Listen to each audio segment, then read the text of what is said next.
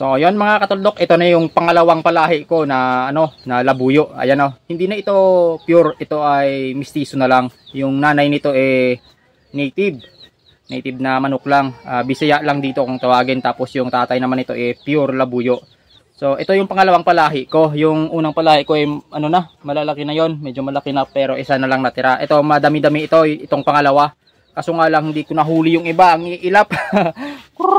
Ano yun? Ito lang isang nahuli ko. Tapos may pa ito, may pangatlong palahi pa ako, kaso medyo maliliit pa. Kaya ito ay papakawalan ko na lang ito dito sa bahay. So ito yung ito na yung mistisong labuyo na palahi ko ngayon. So ayan. Sa sunod na season, pwede natin itong magamit. Hindi ko alam kung ito ay lalaki o babae. So ayan, tingnan nyo mga katuldo ko. Ayan. Labuyong labuyo. Papakawalan ko na lang ito. So ayan na siya. Ayan o. Ay, nahanap niya na yung mga kasama niya.